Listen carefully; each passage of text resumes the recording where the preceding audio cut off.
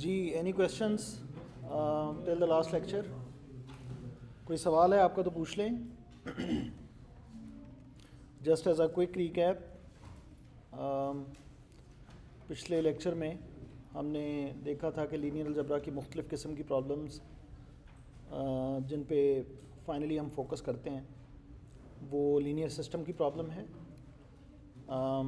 Linear system की एक special form जिसमें राइट हैंड साइड ज़ीरो होती है, इसको होमोजीनियस लीनियर सिस्टम कहते हैं।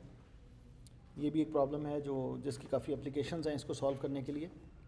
इसके अलावा अगर एक स्क्वायर मैट्रिक्स गिवन हो तो कुछ वेक्टर्स और उसके कॉरस्पॉन्डिंग कुछ स्केलर्स को फाइंड आउट करना जिसमें ये प्रॉपर्टीज़ पाई जाएं, ये भी एक प्रॉब्लम है, इसको आइगन वैल्यू प्रॉब्लम कहते हैं। और जब एग्जैक्ट सोल्यूशन पॉसिबल ना हो तब अप्रॉक्सीमेट सोल्यूशन ऐसा निकालना कि जो अगर exactly right hand side be achieve नहीं हो सकती तो चलें उसके करीब से करीब तर ले जाने वाला सोल्यूशन एक्स, वो हम कैसे फाइंड आउट कर सकते हैं। ठीक है, तो ये डिस्कशन कुछ की थी। उसके बाद हमने मैट्रिक्स मल्टीप्लिकेशन को देखा था रो वाइज, और ज़्यादा जो फोकस हमने किया था वो कॉलम वाइज ऑपरेशन पे किया था। और फिर हमने ये भी देखा था कि लीनियर कॉम्बिनेशन क्या होता है कुछ वेक्टर्स का, और लीनियर कॉम्बिनेशंस के ज़रिए हम बहुत कुछ जनरेट कर सकते हैं एंड सो ऑन। और हमने ये भी देखा था कि जो मैट्रिक्स और वेक्टर मल्टीप्लिकेशन होती है that actually is linear combination of the columns of the matrix. That is the important thing जो हमने लास्ट टाइम जिस पे फोकस किया था। इसी ज़िम्न में हमने कुछ एग्जांपल्स भी देखी थी, और फिर मैंने आपको बताया था कि अगर मेरे पास लीनियर इक्वेशंस हों I can transform them to a linear system and vice versa. अगर मेरे पास लीनियर सिस्टम हो यानी matrix times vector is equal to some right hand side b vector that actually corresponds to several linear equations, okay, and that's primarily the reason why it is called linear system. So the end goal is कि आपको अगर linear system given हो या आपको काफ़ी सारी linear equations given हो जिसको हम कहते हैं set of linear equations, तो गोल ये होता है कि उसमें मौजूद जितने भी वेरिएबल्स हैं उनकी वैल्यूज़ इस तरह से फाइंड आउट करें कि वो सारी इक्वेशंस सेटिस्फाई हों, या लीनियर सिस्टम के हवाले से ये वैल्यूज़ इस तरह की फाइंड आउट करें सो दैट कि द लेफ़्ट हैंड साइड जो कि एक वेक्टर आएगा, ए एक मैट्रिक्स है, एक्स एक वेक्टर है, ए को जब मैं एक्स से मल्टीप्लाई करूँगा तो जवाब में एक वेक्टर आएगा, तो जो लेफ़्ट हैंड साइड वाला वेक्टर है that actually becomes equal to the right hand side वाला वेक्टर। सही है, which is equivalent to finding out the values of these variables that satisfy all these linear equations. Clear? तो आज हम इंशाल्लाह इसको लीनियर सिस्टम को सॉल्व करने के लिए कुछ देखेंगे कि इसका किस तरह से सलूशन किया जा सकता है, और इवेंचुअली अगर उस सलूशन के लिए हमने कोड लिखना हो, मिसाल के तौर पे इफ़ यू रिमेंबर कि मैंने कहा था स्टार्ट में अगर कोई प्रोटोटाइप लिखनी हो तो वो कुछ इस तरह की होगी जो एक मैट्रिक्स ए को ले रही होगी इनपुट और राइट हैंड साइड बी को ले रही होगी। तो अगर आपने ये कोड एक्चुअली लिखना हो लेट्स से किसी प्रोग्रामिंग लैंग्वेज में, प्रेफरेबली पाइथन में या किसी और में, so what is the algorithm behind कि अगर हम इसका कोड लिखें तो how will we achieve that. ठीक है, so today our target is to cover those kind of things. Okay, any questions? So before moving on, let me explain some linear equations, और मैं हर linear equation पे कुछ operations करूँगा, और वो operations वो होंगे कि वो operation करने के बाद भी जो पूरा linear system है उसका solution change नहीं होगा। मिसाल के तौर पे मिसाल देता हूँ आपको, 2x1 plus 3x2 plus 4x3 is equal to 9. That is a linear equation. Okay, another linear equation might be 4x1 minus x2 plus 7x3 is equal to minus 1. Let's say we have maybe one more equation or two or three more equations and so on. Maybe let's have one more equation, x1 plus x2 minus x3 is equal to 0। That's so फ़र्ज़ करें हमारे पास ये तीन equations हैं और हमने x1, x2 और x3 की वैल्यूज़ निकालनी हैं सच दैट कि इक्वेशन 1 भी उन्हीं वैल्यूज से सेटिस्फाई हो, इक्वेशन 2 भी उन्हीं वैल्यूज से सेटिस्फाई हो और इक्वेशन 3 भी उन्हीं वैल्यूज से सेटिस्फाई हो। मिसाल के तौर पे अगर मैं वो सोल्यूशन आपको इस फॉर्म में बताऊं कि x1 की वैल्यू अगर मैं 2 ले लूं, x2 की वैल्यू अगर मैं -1 ले लूं और x3 की वैल्यू अगर मैं 4 ले लूं, तो मेरा अगर ये क्लेम हो कि ये एक सोल्यूशन है इस सिस्टम का, ये एक सोल्यूशन है इस सिस्टम का, तो इसका मतलब ये हुआ कि ये जो तीन वैल्यूज़ हैं, ये वैल्यू है x1 की, ये वैल्यू है x2 की, ये वैल्यू है x3 की। तो इसका मतलब ये अगर ये सोल्यूशन है तो फिर पहली इक्वेशन भी इससे सेटिस्फाई होगी, यानी left hand side should become right hand side, दूसरी भी और तीसरी भी। अगर ऐसा है तो we will call this tuple a solution. Normally tuple की फॉर्म में लिखने की बजाय हम ऐसे लिखते हैं कॉलम वेक्टर की फॉर्म में, that is a solution vector. अगर ये सोल्यूशन वेक्टर है, सोल्यूशन नहीं भी है तो ये वेक्टर तो है, सोल्यूशन है या नहीं है। So we can easily check this is not a solution, yes. So for example हो सकता है तीनों इक्वेशन इससे सेटिस्फाई ना हो सकता है दो हो जाएं एक ना हो सकता है एक हो जाए दो ना हो। अगर एक भी इक्वेशन सेटिस्फाई नहीं हो रही तो ये सिस्टम का सोल्यूशन नहीं है, सही है। और इस तरह से हिट एंड ट्रायल से सिस्टम का सोल्यूशन फाइंड आउट करना इतना आसान भी नहीं है। आप सोचें ज़रा, अगर वेरिएबल्स मेरे पास 3 की बजाय 5 हो जाएं और इक्वेशंस मेरे पास मतलब 100 इक्वेशंस हों और कोई 50 वेरिएबल्स हों, it's very hard to come up with a solution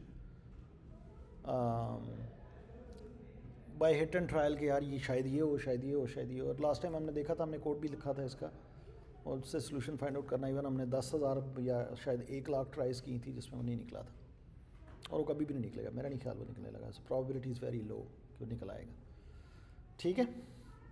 so लेकिन मेरा सवाल ये है कि अगर इस सिस्टम का कोई सोल्यूशन है, बिलफर्स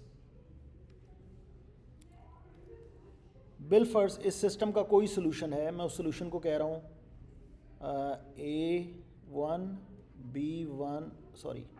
A1 A2 A3।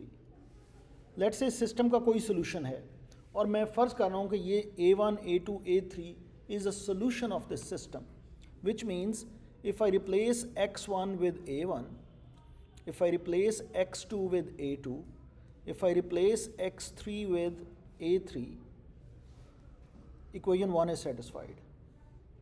And similarly, if I replace x1 with a1 in equation 2, similarly x2 and x3, equation 2 is satisfied, and similarly equation 3 is satisfied. Let's say this is a solution of this linear system, let's say, ठीक है। अब ज़रा गौर से देखिए, अगर मैं इस linear system में इस लीनियर सिस्टम को दोबारा लिखूं और इस तरह लिख दूं कि इक्वेशन 2 को मैं इक्वेशन 1 की जगह पे लिख दूं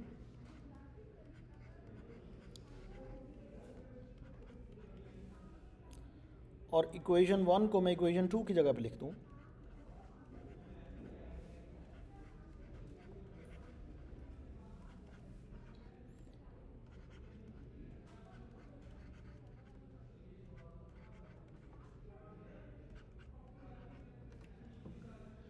तो क्या ये ऑपरेशन करने से कि मैंने इक्वेशन 1 को 2 की जगह पे लिख दिया, 2 को 1 की जगह पे लिख दिया, तो क्या ये ऑपरेशन करने से जो नया लीनियर सिस्टम, सॉर्ट ऑफ नया लीनियर सिस्टम मेरे पास आया है, क्या उसका सोल्यूशन कोई और होगा? यही सोल्यूशन है ना उसका। Yes, I mean it is so trivial कि अगर आप इसको देखेंगे, यार ये सर ने क्यों इस पर इतना टाइम लगा दिया कि अच्छा दो इक्वेशन 1 को इक्वेशन 2 की जगह पे और 2 को 1 की जगह पे लिख दें तो क्या फ़र्क होगा यार, मतलब it's so trivial, why even we are discussing this. यही सोल्यूशन है, उसका भी यही है, इक्वेशन 1 को 2 की जगह पे लिख लें, 2 को 1 की जगह पे लिख लें, what's the difference?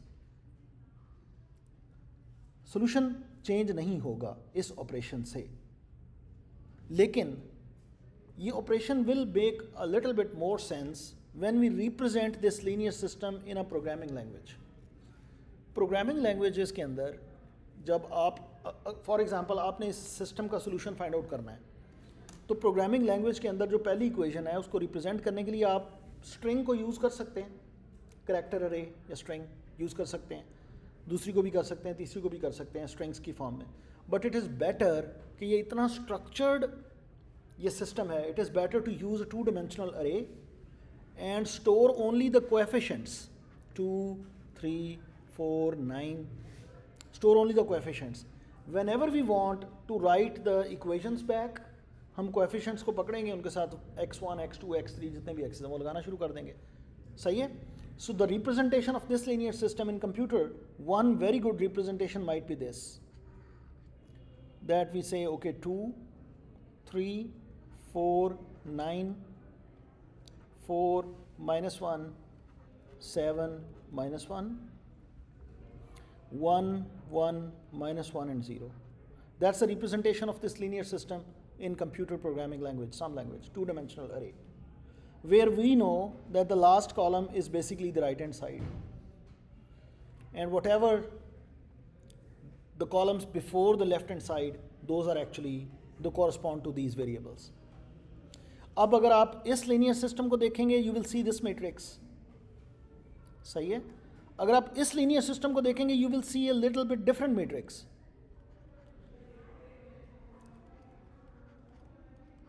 May be in the first class आप कहेंगे नहीं यार ये दोनों लीनियर सिस्टम बड़े फ़र्क हैं, पता नहीं इसके लिए मुझे कुछ सेपरेट प्रोसेसिंग करनी पड़ेगी, इसके लिए मुझे कुछ सेपरेट प्रोसेसिंग करनी पड़ेगी, थिंक अबाउट दिस। लेकिन as long as you know this linear system and this linear system, they have just this change कि इक्वेशन 1 या रो 1 को आपने दूसरी जगह पे लिख दिया, दूसरी को पहली जगह पे लिख दिया। तो जो सोल्यूशन इस लीनियर सिस्टम का है वही सोल्यूशन इस लीनियर सिस्टम का है। मे बी लीनियर सिस्टम को देखने से आपको अंदाज़ा हो कि ये कोई बड़ा फ़र्क है, इसका कोई सोल्यूशन फ़र्क होगा, but if you know that the two linear systems, the representation, this is actually representation of the same linear system. This operation के I swap a row with another row, अगर मैं मैट्रिक्स फॉर्म में देखूँ ना, अभी तो आप equation की फॉर्म में देख रहे हैं ना, आप स्ट्रिंग्स की फॉर्म में रख लें ये सारी इक्वेशंस को, तो पहली स्ट्रिंग को दूसरी स्ट्रिंग और दूसरी स्ट्रिंग को पहली string, I mean doesn't make a difference, but once you have matrix form 2-dimensional array, first row swapped with the third row swapped, that results a linear system which has same solution as before. So this operation does not change the solution. अब सवाल ये है कि ये operation चलें ठीक है, ये वाला ऑपरेशन हम मानते हैं कि ये सोल्यूशन चेंज नहीं करता, लेकिन इस ऑपरेशन को करने का फ़ायदा क्या है जब सोल्यूशन निकालना है? तो इसका हम आंसर करेंगे, अभी नहीं, थोड़ी देर में, शायद इसी लेक्चर के अंदर हम देखेंगे कि sometimes it is required to achieve the solution more quickly, we may need to do some swaps in this matrix. By the way, ये जो matrix होता है ना, जो लीनियर सिस्टम से इस तरह बनाया जाता है कि ये सारे कोएफिशिएंट्स पहले और आखिरी कॉलम जो होता है वो राइट हैंड साइड का होता है, इस मैट्रिक्स को कहते हैं ऑगमेंटेड मैट्रिक्स।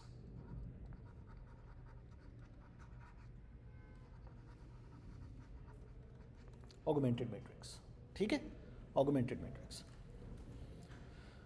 सही है। So far we saw कि if we swap any two equations positions, their positions together, whatever the solution of the original linear system was, that is actually the solution of the new linear system, if you want to call that new linear system. Yes? Make sense? Okay. What else? If I, for example,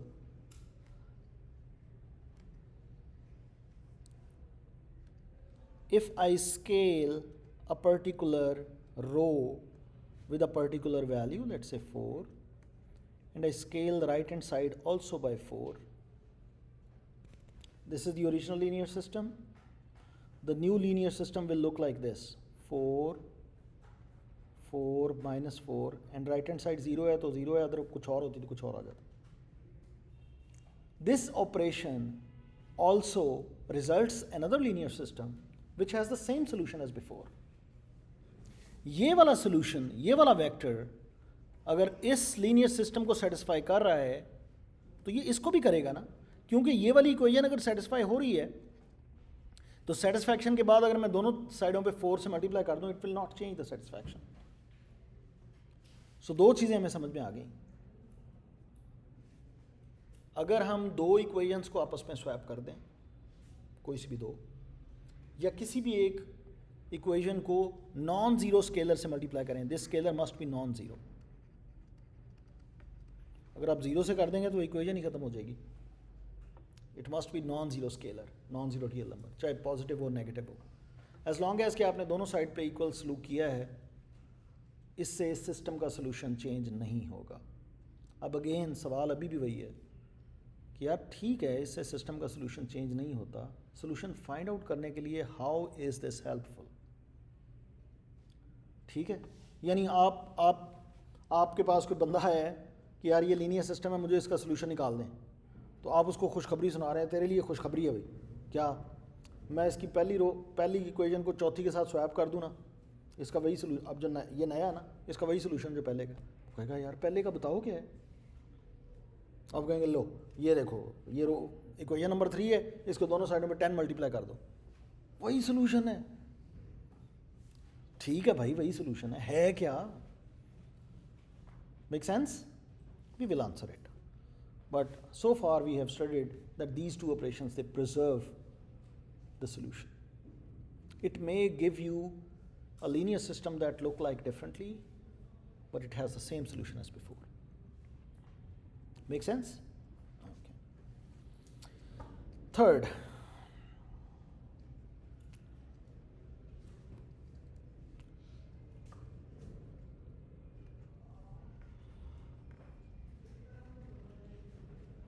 this is the left hand side, whatever that equation is. This is the right hand side. This is equation 1. This is the left hand side. This is the right hand side, equation 2. This is the left hand side. This is the right hand side, equation 3. Whatever those equations are. Let me write the left hand side everything here as A1, and this is B1, this is A2, this is B2, this is A3, and this is B3. This is the whole equation. Just उसका नाम मैंने रखा है A1, इसका नाम मैंने equation का रख दिया, लेफ्ट हैंड साइड का A2 है, ये इसमें पूरी स्ट्रिंग पड़ी हुई है, लेट्स से। क्लियर है? अच्छा, आप ज़रा गौर से देखिएगा, अगर मैं इसमें से कोई भी एक इक्वेशन चूज़ करूँ, लेट्स से ये वाली इक्वेशन मैंने चूज़ कर ली, और इसके अंदर लेफ़्ट साइड पे भी मैं 10 ऐड कर दूँ और राइट साइड पे भी 10 ऐड कर दूँ, तो क्या अब ये 10 ऐड करने से मेरा अगर जो प्रीवियस सोल्यूशन था, क्या वो अब इसका सोल्यूशन नहीं रहेगा? रहेगा। प्रीवियस सोल्यूशन सेटिस्फाई कर रहा था इसको इसके साथ, तो अगर मैं दोनों तरफ 10 ऐड कर दूंगा, the satisfaction will stay the same, और वो इसको भी सेटिस्फाई कर रहा था, इसको भी कर रहा था, and so on. Yes, satisfy करने से मुराद के लेफ्ट हैंड साइड पे वही नंबर जनरेट हो रहा था जो ये था। Actually this was the same number as this one. So adding a particular number in an equation both sides does not change the solution. The solution without this addition and with this addition, the solution is the same. Yes? Again the question is, इससे फ़ायदा क्या होगा? We'll answer that. लेकिन तयशुदा बात यह है कि अगर मैं दोनों अतराफ़ पे सेम नंबर ऐड कर दूँ, the solution of the system will not change. The same solution will satisfy the three equations. One equation will look like different, maybe a new one, but the solution is same. सही है? अच्छा, अब ज़रा गौर से देखिएगा, अगर मैं left hand side पे इक्वेशन 2 में, इक्वेशन 1 वही है, इक्वेशन 3 वही है, इक्वेशन 2 में लेफ्ट हैंड साइड पे अगर मैं B1 ऐड कर दूं और राइट हैंड साइड पे भी B1 ऐड कर दूं, ओरिजिनली राइट हैंड साइड पे B2 पड़ा हुआ था, B1 is a number, I have just added it in both sides. Again solution doesn't change, जो सोल्यूशन पहले था अब भी वही है। I am sorry, I know मैं आपको बड़ा वो हो रहा है कि यार ये क्या, किधर फंस गए हैं सर, ये क्या वो, पर I am moving towards slowly, very slowly, to a very fundamental thing. ठीक है जी। अच्छा, तो आप एग्रीड हैं कि अगर मैं B1 और B1 दोनों अतराफ पे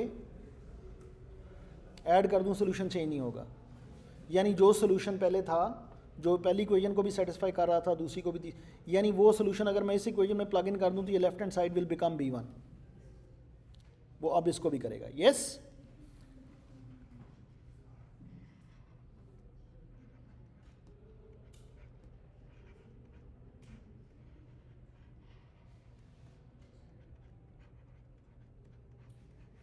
ये मैंने क्या किया,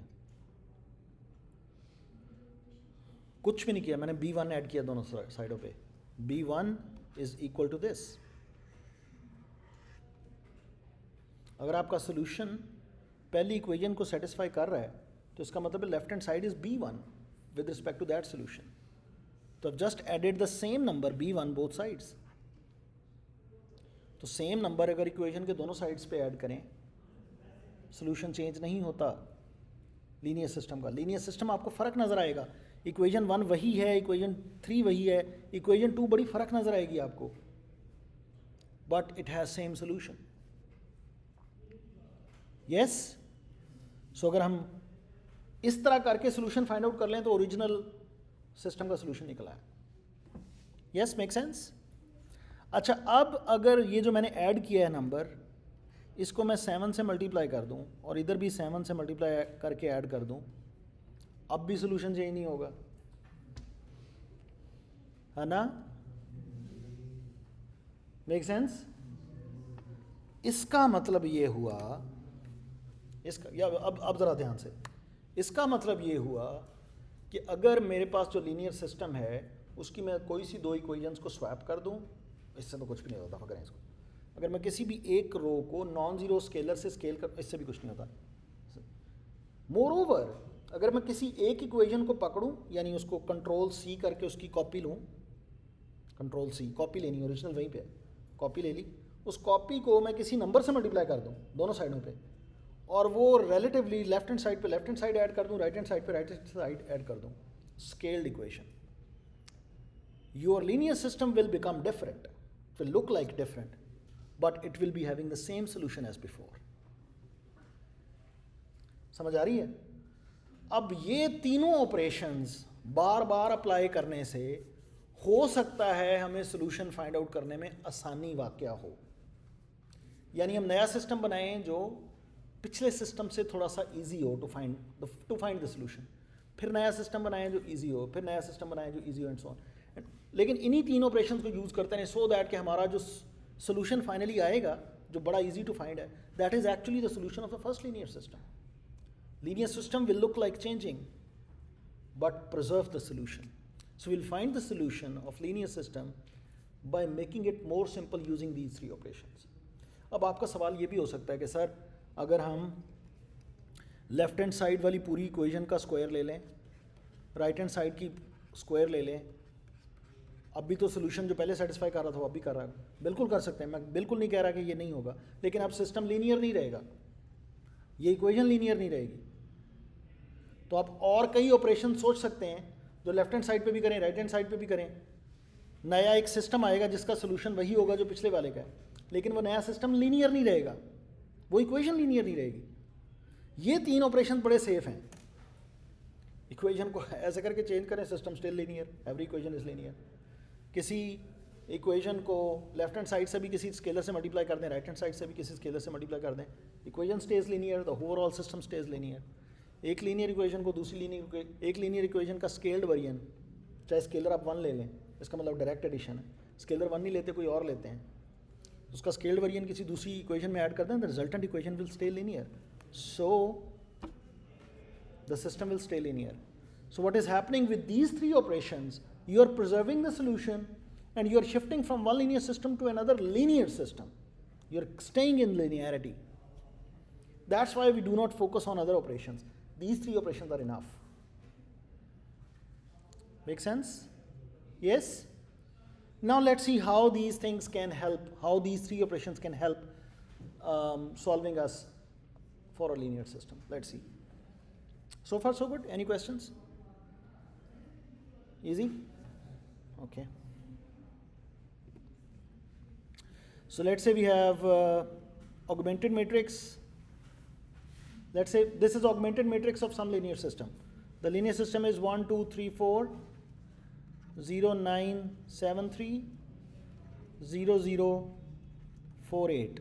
This is some linear system whose augmented matrix is this. If this is the augmented matrix, I can rewrite the linear system back in string form. No, not a big deal. x1 plus 2x2 plus 3x3 is equal to 4. 0x1 और x1 अगर नहीं है तो आप उसको 0x1 लिखते हैं. 9x2 plus 7x3 is equal to 3.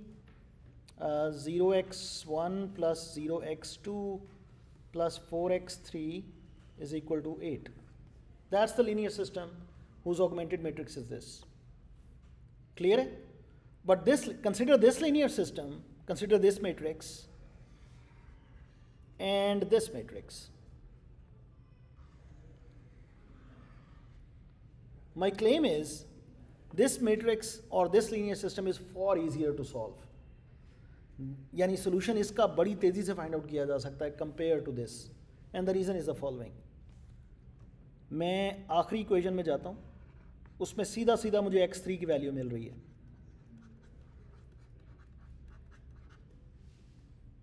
Direct मिल गई मुझे, कोई एक्स्ट्रा इस लीनियर सिस्टम के हवाले से. Yes, once I have x3, I will plug in x3 here and I will get x2. 9x2 plus 7x3 is equal to 3. That gives me x2 is equal to 3 minus 14 over 9.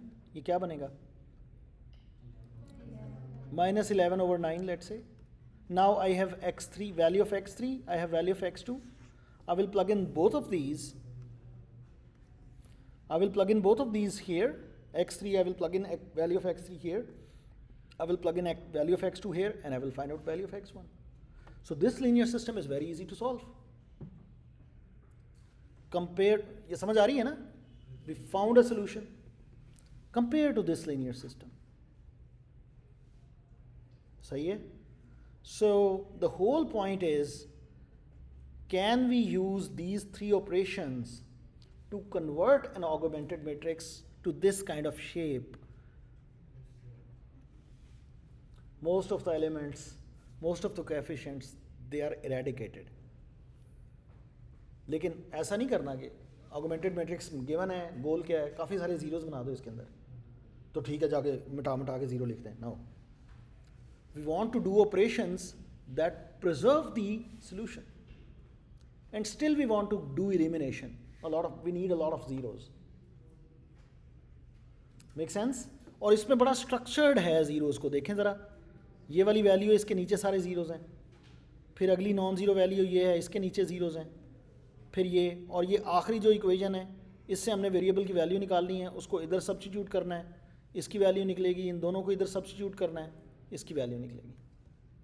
So what we ideally want is an augmented matrix of this shape.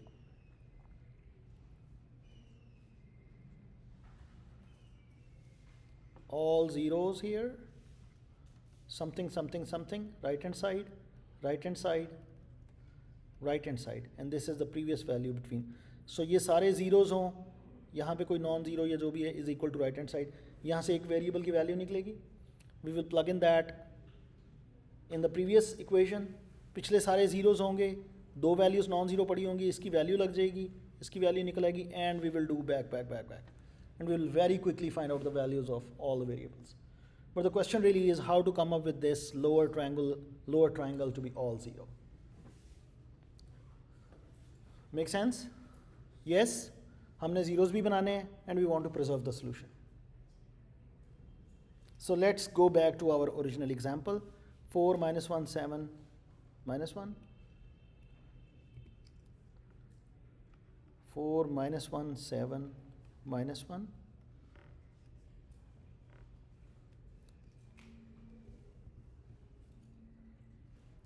2349,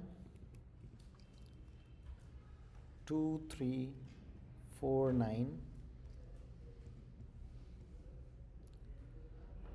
11 minus 10.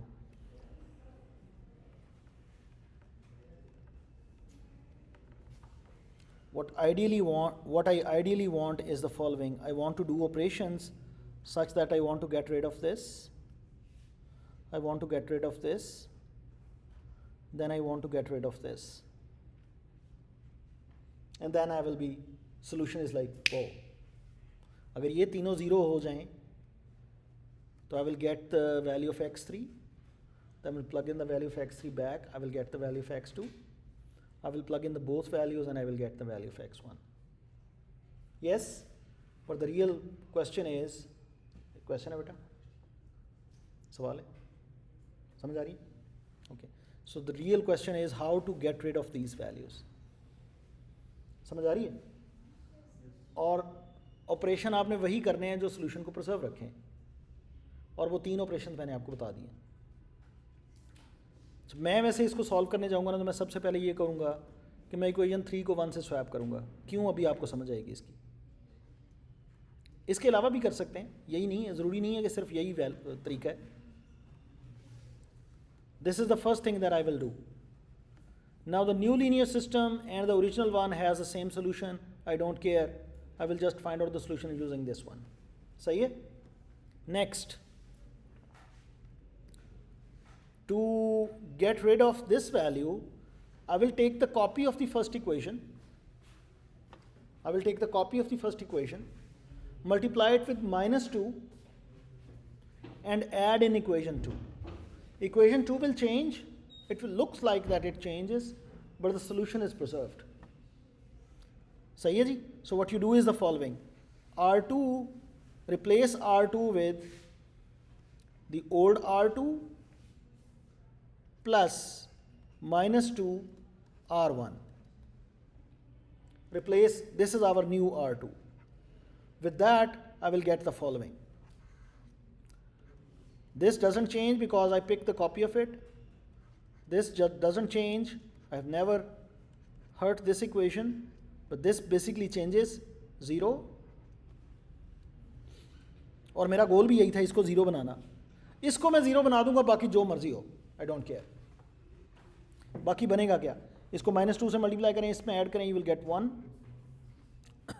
-2 से multiply करें, इसमें add करें, you will get 6. -2 से multiply करें, इसमें add करें, you will stay at 9. ये 1 वाला मैं ऊपर इसलिए लेके आया था कि 1 को मल्टीप्लाई करके उसमें ऐड करना बड़ा ईजी है. चाहे अगर 2 है तो मैंने इधर इसकी कॉपी ली, -2 से मल्टीप्लाई किया, ऐड कर दिया. अब मैंने इधर 0 बनाना है, तो मैं इसकी कॉपी लूंगा, -4 से मल्टीप्लाई करूंगा, इसमें ऐड करूंगा, यहां पे 0 बन जाएगा. whatever else, I don't care. And I know this operation preserve my solution. That's the key. Make sense? Okay. Now what you do is R3 is the old R3 plus -4 times R1. You can use any row to eliminate values in the other row. I'm just using because किसी भी एक रो को का scaled variant किसी भी दूसरी रो में add कर देंगे, solution doesn't change. I'm using row 1 for now. So far so good? Yes, no? समझ आ रही है? मुश्किल तो नहीं है? Okay. आपने FSC में ये पढ़ी भी थी? रो एचिलान form. I guess it will make much more sense here now. Why this is the operation this way? ठीक है? I guess. Okay जी.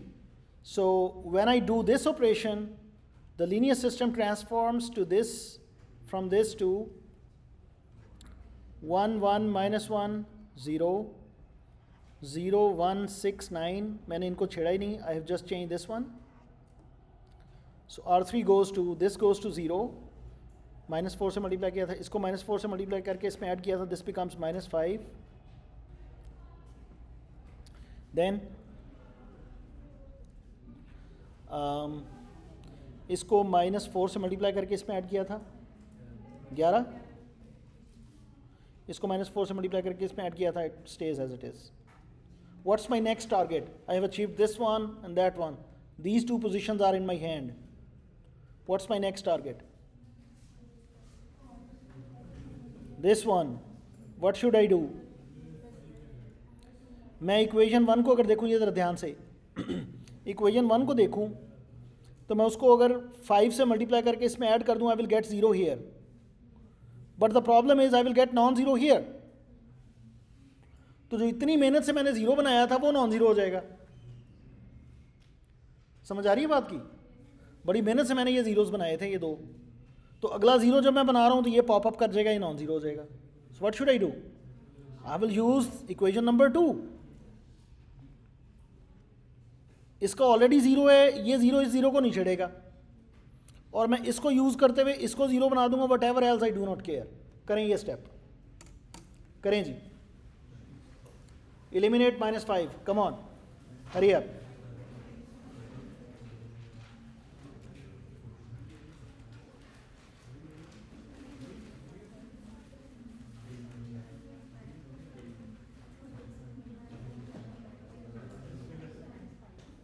कर लें इसको, कर लें.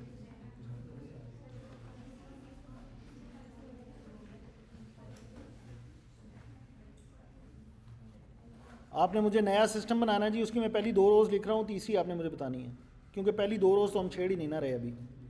1 1 -1 0 0 1 6 9 0 समथिंग समथिंग समथिंग. ये 3 समथिंग्स आपने बतानी है जी.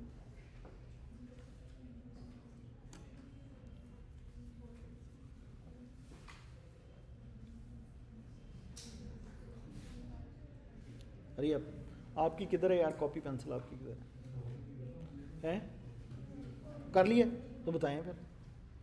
पहला डब्बा बताएं, इसमें तो 0 है. That's easy. नेक्स्ट अगले 2 डब्बे बताएं जी. 41 आ रहा है, बाकी लोगों का भी यही आ रहा है.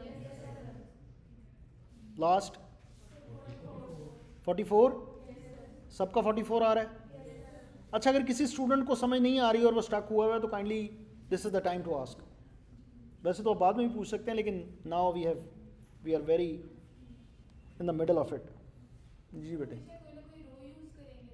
यस, क्योंकि रो डिफाइंस एन इक्वेशन और हमारी सारी कंस्ट्रेंट्स इक्वेशन के ऊपर है. रो, अगर हम कॉलम की बात करते हैं, it is not an equation. एक इक्वेशन को एक सोल्यूशन सेटिस्फाई कर रहा है ना, तो अगर वो उस इक्वेशन को सेटिस्फाई कर रहा है तो इसका मतलब उसकी उस सोल्यूशन के बाद से left hand side is equal to right hand side. That those become numbers. Now we pick those numbers and add or do whatever to the next equation. That is a row, that is not a column. So don't go towards column. Column doesn't make any intuition. Rows, they make intuition. They are equations, and we are dealing with equations.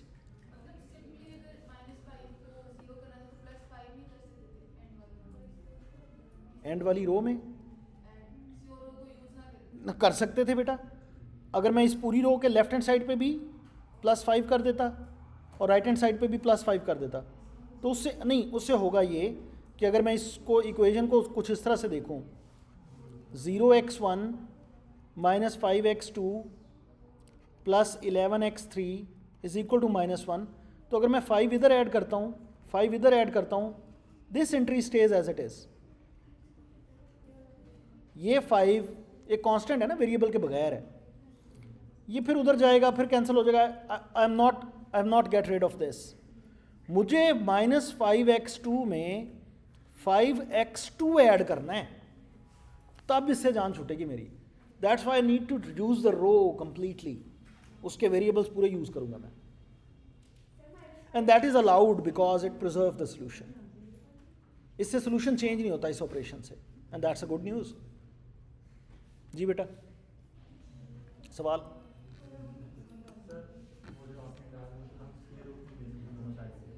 ले सकते हैं, उससे solution preserve रहेगा, system linear नहीं रहेगा. Linear नहीं रहेगा, x के ऊपर स्क्वायर रूट और पता नहीं, वो लीनियर नहीं रहेगा. We are not in the linear system then. We can find out the solution that way, but In that way, we are not solving a linear system using a linear system. Make sense? आप पिछली equation को उसकी left hand side से multiply कर दें, right hand side को right hand side से multiply कर दें ऐड की बजाय, सोल्यूशन जो है वो अब भी वही रहेगा, but the new equation is no longer linear. I mean, why we are moving towards non-linearity in the first place? Non-linearity is complicated than linearity. सही है? So operations तो और भी हैं. We just focus on these three. They preserve linearity. They preserve solution. Beautiful. Make sense? Okay, great. अब आप इस system का जब आप यहाँ पे पहुँच गए हैं, now you can just go back into your string form, start from the last equation, back substitute, and find out the solution. You are done. Make sense? Yes, no? This process of elimination, ये eliminate कर रहे हैं ना हम, zeros बना रहे हैं, यानी actual value को eliminate करके उसकी जगह पे zero बनाते हैं. Obviously blindly नहीं जाके बना देते. We follow some rules and then we eliminate. This particular elimination method was discovered by the greatest mathematicians of all the greatest mathematician of all the times. Do you know the name? Frederick Gauss. And this elimination is called Gaussian elimination. Gaussian elimination. Frederick Gauss was a great mathematician. He discovered this method. सही है? So अगर आपसे कोई पूछे कि आपको Gaussian elimination पता है, this is what it is. Just simplify the linear system and then get the solution. Eliminate using these three operations. Make sense? Just definitions के हवाले से कुछ चीज़ें, चूँकि आप बुक्स में और आगे पीछे कहीं पढ़ेंगे तो कहीं आप कंफ्यूज ना हो. ये जो तीन ऑपरेशंस हैं, इनका नाम रखा गया जी लिटरेचर में, इनको कहते हैं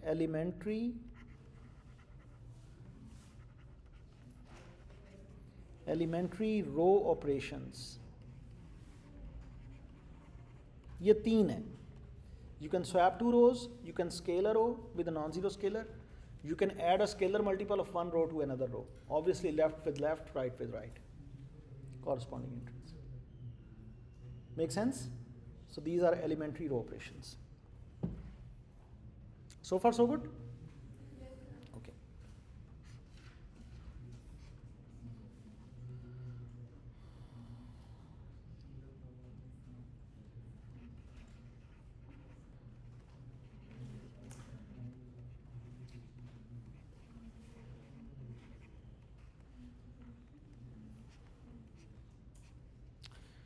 The result of Gaussian elimination, जब हम Gaussian elimination किसी मैट्रिक्स पे अप्लाई करते हैं, ऑगमेंटेड मैट्रिक्स की जैसे मैंने मिसाल दी, जो लीनियर सिस्टम को हमने अरे में रिप्रेजेंट किया, टू डायमेंशनल अरे which is a matrix, augmented matrix, उस पर फिर हमने Gaussian elimination अप्लाई की. Gaussian elimination का रिजल्ट किसी भी मैट्रिक्स पे आप अप्लाई कर लें, Gaussian elimination का जो रिजल्ट है, that is a particular type of a matrix in a particular form. वो मैट्रिक्स की एक ख़ास फॉर्म होती है जो Gaussian elimination जहाँ पे स्टॉप करती है, उस फॉर्म को कहते हैं रो एक्लन फॉर्म. यानी it is a result of Gaussian elimination. You start with a matrix, you apply Gaussian elimination, you apply all the steps. When you stop, you have row echelon form. So let's study what is row echelon form. ठीक है, इसके rules क्या हैं. एक matrix रो echelon form में है, इससे क्या मुराद है? Make sense? Make sense? Let's see that. Number one, a matrix is in row echelon form if it follows the following properties. The first non-zero entry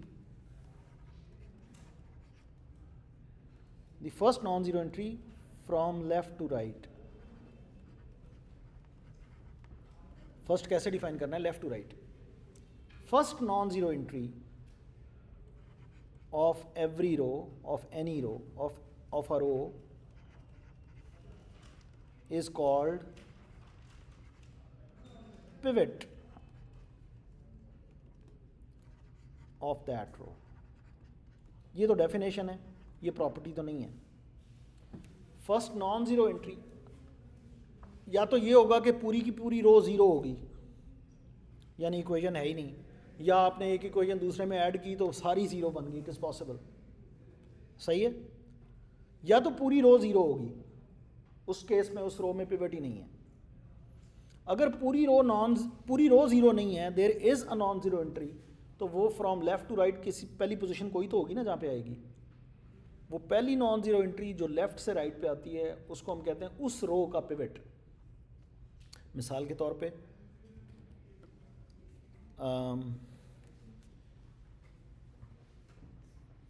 पहली रो, इसका पिवट ये है, this is the first non zero entry of first row. दूसरी row का pivot ये है, this is the first non zero entry of second row. तीसरी row का पिवट ये है, this is the first non zero entry of the from left to right of the third row. सही है. तो हर नॉन ज़ीरो रो का pivot होता है, हर नॉन ज़ीरो रो का. क्लियर है.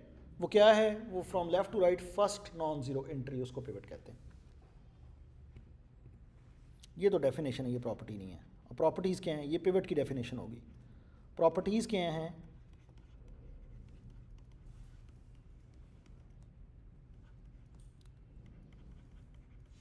every pivot must contain zeros below it. जो भी पिवट आएगा ना, उस कॉलम में उस पिवट के नीचे सारे जीरोज होंगे. पिवट के नीचे नॉन ज़ीरो एंट्री नहीं हो सकती. एंड अगर आप यहाँ पे देखें तो हम कर क्या रहे हैं, ये पिवट बना, ये पहली रो का पिवट है, इसके नीचे सारे ज़ीरोज़ आएंगे. ये पिवट है तो हमने पिवट के नीचे ज़ीरो बनाना ही बनाना है. पिवट्स के नीचे ज़ीरो बनाने होते हैं, या पिवट कहते ही उसको हैं जो फर्स्ट नॉन ज़ीरो एंट्री भी हो फ्रॉम लेफ्ट टू राइट और उसके नीचे सारे ज़ीरोज़ हों, अदरवाइज पिवट नहीं है. समझ आ रही है. सो अगर ऐसी सिचुएशन है कि आपको पिवट मिल गया है, यानी the first non zero entry, और उसको नीचे सारे ज़ीरोज़ नहीं हैं, that is not a row echelon form. Every pivot must satisfy कि उसके नीचे सारे ज़ीरोज़ हों उस कॉलम में, उस एंट्री के नीचे. जब वो पिवट बन गया उस एंट्री के नीचे, ये पिवट है ना, ये वाला, इस एंट्री के ऊपर हम नहीं देख रहे क्या है, इस एंट्री के नीचे सारे ज़ीरोज़ बनेंगे, अदरवाइज ये रो echelon फॉर्म नहीं है. Make sense.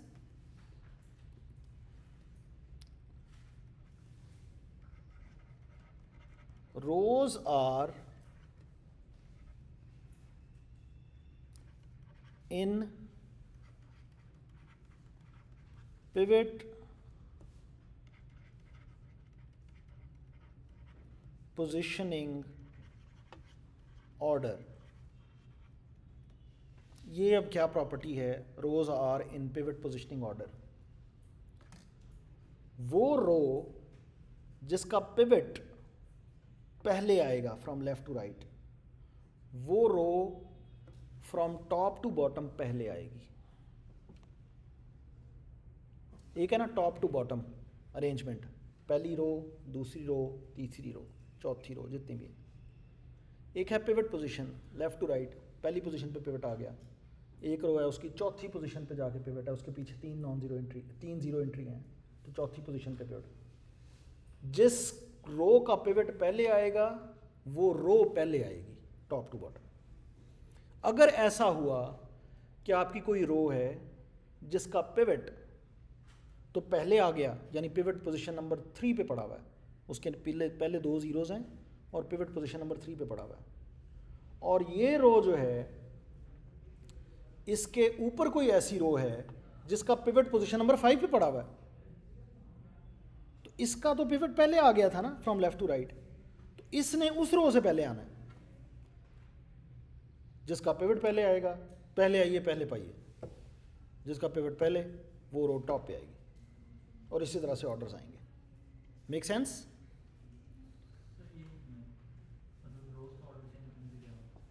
नहीं, मैं रो का ऑर्डर चेंज नहीं कर रहा, मैं कह रहा हूं कि अगर मैट्रिक्स इस फॉर्म में होगा तो उसको रो echelon फॉर्म कहेंगे, अदरवाइज वो रो echelon फॉर्म नहीं है. Make sense? Yes no? और तीसरी एक प्रॉपर्टी है कि अगर ज़ीरो रो होगी तो वो सबसे एंड पे आएगी, ज़ाहिर है उसमें पिवट ही नहीं है, तो उसको यूँ समझ लें उसका पिवट सबसे बाद में आ रहा तो उसने सबसे बाद में आना है, वैसे तो उसका पिवट ही नहीं है। सही है? ये प्रॉपर्टीज़ जिस किसी मैट्रिक्स में पाई जाएंगी वो मैट्रिक्स रो एक्लन फॉर्म में होगा, that form is called row echelon form. सही है? पिवट्स का वन होना ज़रूरी नहीं है। आपकी एफएससी की किताब में लिखा हुआ है कि पिवट, या जब मैंने पढ़ी थी तो लिखा हुआ था कि पिवट जो है वो हमेशा वन होना चाहिए, ज़रूरी नहीं, इट्स नॉन ज़ीरो एंट्री। कुछ ऑथर्स इसको वन लेते हैं, कुछ ऑथर्स इसका वन होना इस पे फोर्स नहीं करते कि वन होना चाहिए। सो पिवट एंट्री का वन होना ज़रूरी नहीं, अगर आपने वन बनानी है बना लें। ये एंट्री, ये तो वैसे पहले ही वन वन है, अगर ये नॉन ज़ीरो, ये को नॉन वन होती, ये भी नॉन वन होती, तो आप उसको स्केल कर देते पूरी रो को सो दैट के ये वन हो जाए, इसको पूरी रो को स्केल कर देते सो दैट के ये वन हो जाए, कर सकते हैं। लेकिन वन बनाना कंपल्शन नहीं है। बाज़ वो किताबों में लिखा हुआ leading one, entry leading one. तो बहरहाल पिवट के लिए कुछ ऑथर्स हैं जो लीडिंग वन या पिवट को एंट्री को वन अज्यूम करते हैं कि यार ये अगर नॉन वन है ना तो पूरी रो को स्केल करके इसको वन बना दो। ये कंपल्शन नहीं है। और मैं अपनी इस क्लास में पिवट को नॉन वन अज्यूम करके चल सकता हूँ, यानी मेरे लिए कोई ज़रूरी नहीं है कि आप पिवट को वन बनाने के लिए एफर्ट करें, ना करें। लेकिन अगर आप वन बना देते हैं तो कोई मजायका भी नहीं है। सही है? सोल्यूशन तो चेंज नहीं होना स्केल करने से। क्लियर है? Yes.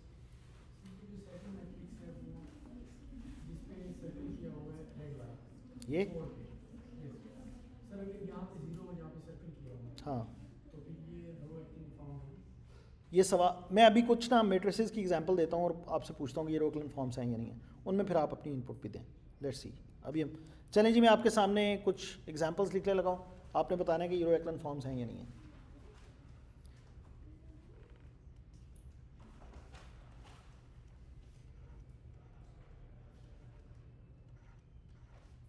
Is this row echelon form? Yes? No? Yes, no? No? Who is saying no? जो no कह रहे हैं वो फिर वो बताएंगे, वो वाली प्रॉपर्टी बताएं जो वायलेट हो रही है। कोई प्रॉपर्टी वायलेट हो रही होगी ना, अगर नहीं है तो।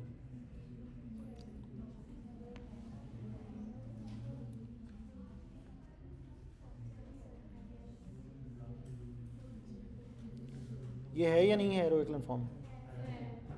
चेक कर लेते हैं। ये मैं पिवट्स को रेड कलर में कर रहा हूँ। These are the pivots, we have only two pivots here. पहली रो का पिवट ये है, दूसरी रो का पिवट ये है। सही है? पहली बात, जिस रो का पिवट पहले आ रहा है वो टॉप टू बॉटम वो रो भी पहले आ रही है, ये प्रॉपर्टी तो सेटिस्फाइड है। सही है? दूसरी, हर पिवट के नीचे जीरोज हैं, यानी पिवट के नीचे कोई नॉन जीरो एंट्री नहीं है। Yes? So this is row echelon form.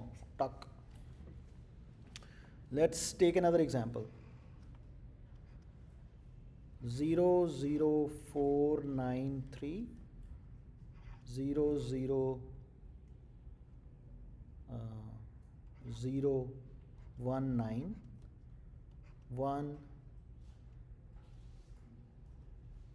0 0 0 3. Is this row echelon form? Let me first highlight all the pivots. Let me first highlight all the pivots.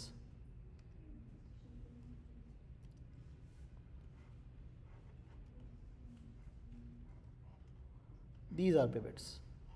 These are the first non-zero entries of their respective rows. सही है? अब ये जी, अब ये वाली property violet नहीं हो रही कि पिवट के नीचे सारे जीरोज हैं। इस पिवट के नीचे सारे इस पिवट के नीचे कोई नॉन जीरो एंट्री नहीं है, इस पिवट के नीचे कोई नॉन जीरो एंट्री नहीं है, इस पिवट के नीचे कोई नॉन जीरो एंट्री नहीं है। सो ये प्रॉपर्टी वैलिड है, ये प्रॉपर्टी सेटिस्फाई हो रही है कि हर पिवट के नीचे जीरोज आएंगे, अगर आएंगे तो, या तो कुछ आएगा ही नहीं। अब जो प्रॉपर्टी वायलेट हो रही है वो ये है, पहले आए पहले पाए वाली बात जो है ना वो ख़राब हो रही है। इस रो का पिवट पहले आया था बाकियों की निस्बत, ये उनके बाद नहीं आ सकती। जिसका पिवट पहले आएगा वो टॉप टू बॉटम पहले आएगी। That's the reason this is not a row echelon form. सही है जी। और एग्जांपल दें जी, ये समझ में आ गई ये रो एक्लन फॉर्म क्यों नहीं है जी। और एग्जांपल्स दें। इसको रो एक्लन फॉर्म कैसे बनाएं अगर बनाना चाहें? इसको रो एक्लन फॉर्म भी बनाना है और हमने सोल्यूशन भी प्रिजर्व रखना है। हाँ जी, इसको किसके साथ स्वैप करूं? इसको फर्स्ट के साथ स्वैप कर लें, फिर फर्स्ट और सेकंड यानी थर्ड और सेकंड जो उनको स्वैप कर लें। 2 स्वैप्स करें, you get your row echelon form. Yes, make sense? और कोई आप में से कोई एग्जांपल बताना चाहे और फिर बाकियों से पूछना चाहे कि रो एक्लन फॉर्म है या नहीं है, यू आर वेलकम। यहाँ पे मुझे एंट्रियाँ बता दे, मैं लिख देता हूँ।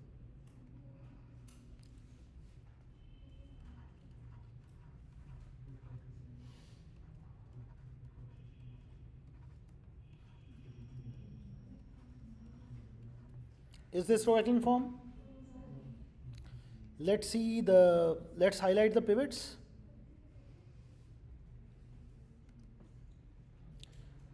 This is the pivot of this row, this is the pivot of this row. इस पिवट के नीचे सारे कोई नॉन ज़ीरो एंट्री नहीं है, इस पिवट के नीचे कोई नॉन ज़ीरो एंट्री नहीं है। पिवट्स जो जिस रो का पिवट पहले आ रहा है वो रो भी पहले आ रही है। The only problem is zero rows, they must stack at the end, at the bottom. So this is not a row echelon form. It is not.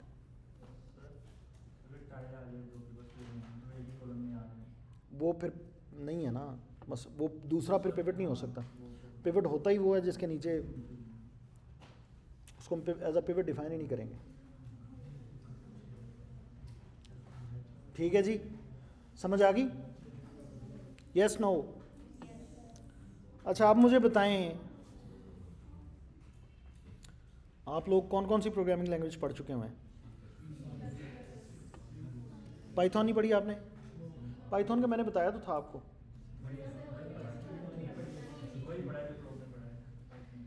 मैंने कोर्स दिया था आपको पूरा। अब बड़े यार आप वो हैं।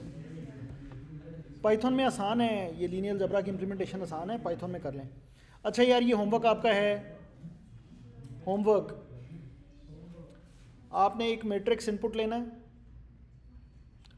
और उसकी रो एक्लन फॉर्म रिटर्न करनी, और you are allowed to do only elementary row operations obviously. समझ आ रही है? आपने उसके बाद उसका सोल्यूशन फाइंड आउट नहीं करना, बस रो एक्लन फॉर्म जब बन जाए स्टॉप। ये कोड लिखना है आपने। कोड में कोई रिस्ट्रिक्शन नहीं है कि रो कितनी रोज होंगी, कितने कॉलम्स होंगे, जितने भी हों। मैट्रिक्स में एंटर करूँगा ना रन टाइम पे, तो मैं रन टाइम पे जो मर्जी मैट्रिक्स एंटर कर दूँ, उसकी जो मर्जी डायमेंशंस हो। तो फ़र्ज़ करें कि एक फ़ाइल पड़ी हुई है, txt फाइल या कोई, उसमें मैट्रिक्स आपने सेव रखा हुआ है, कोई भी। जब इनपुट देनी है तो उस फाइल में जाके हमने मैट्रिक्स लिख देना है। आप वो फाइल रीड करें, बजाय इसके अगर रन टाइम पे आप एंट्रियाँ इनपुट कर रहे हैं, फाइल में पड़ी हुई हैं, वो फाइल रीड करें, उस फाइल में मैट्रिक्स पड़ा हो, मैट्रिक्स आपका इनपुट है। आपने अब ये प्रोसेसिंग करनी, इफ़ कंडीशंस लगानी है, रो स्वैपिंग इफ़ कंडीशंस की बेस पे करनी है। अगर ये वैल्यू इससे ये ज़ीरो है एंड सो ऑन करके आपने रो एक्लन फॉर्म रिटर्न करनी। That's your homework 1। Make sense? ये आपने मंडे तक कर देना, मंडे तक कर देंगे, ठीक है ना? और आपके जो टीए हैं वो अब्दुल्ला आफ्ताब हैं और आमना हैं, दोनों आईटी से हैं। They will be your TAs and they will be evaluating you and they are very very good programmers. सही है? याद रखें, आप चैट जीपीटी से हेल्प लेना चाहते हैं ले लें, आप कहीं से कॉपी करना चाहते हैं कर लें, किसी मिल के लिखना चाहते हैं, बैठ के उसने लिखा था तो मैं भी साथ था, कर लें, एज लॉन्ग एज आप उस कोड को रीराइट कर सकें, या उस कोड में कुछ मॉडिफिकेशन आपको कही जाए कि ये करें तो आप कर।